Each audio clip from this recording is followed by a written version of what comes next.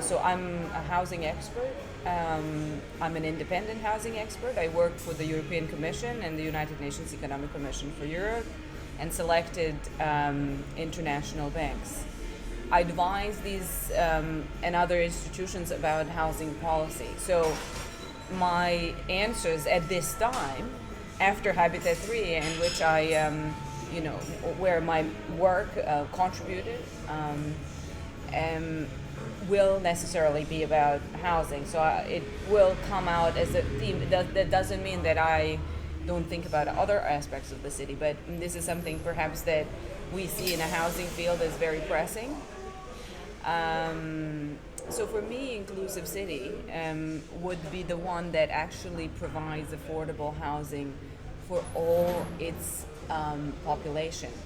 And what we see nowadays is that, especially in glorious cities like Paris or London, in Stockholm, the housing is perhaps good as provided by architects. It's of good quality, but the challenge that we are facing right now is the price of this housing, which means that even some of the very good architects in a very, very strange situations cannot afford the housing that they design in the location they design it. So for me, going from a perspective of a challenge that is access to affordable housing, inclusive city would be the one that could provide housing for all its citizens and all its labor. That would mean different types of housing tenure, from rental to social to home ownership, and also intermediate tenure. And I think that nowadays this is something that we should focus on in order to enable cities to be inclusive, because we can work on many other gorgeous things like public spaces perhaps, maybe participation, better transport. If our cities cannot allow their citizens to afford housing, we will struggle in all the rest of the areas, because simply people will not be there to participate.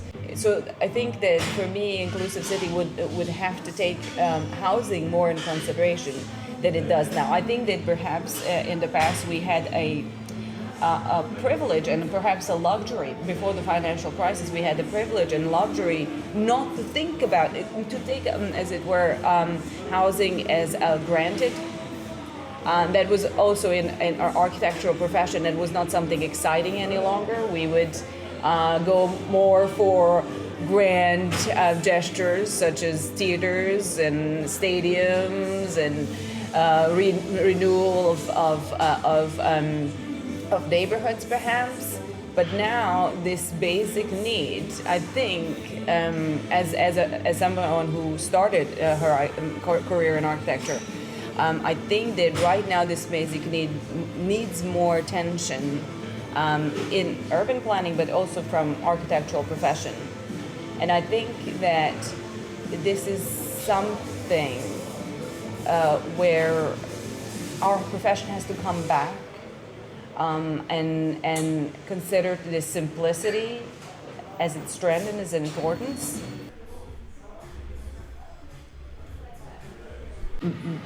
And that was one of the issues that I actually underlined in one of our new policy lines in the European Commission, is making a point of access to good quality housing that is aesthetic and serves people, regardless of their age, gender, ethnic, or other income background.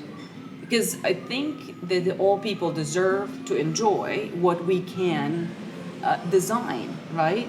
And then if the financial and economic situation is kind of stands between the product that we can design and the people that we aim to serve, there is a problem.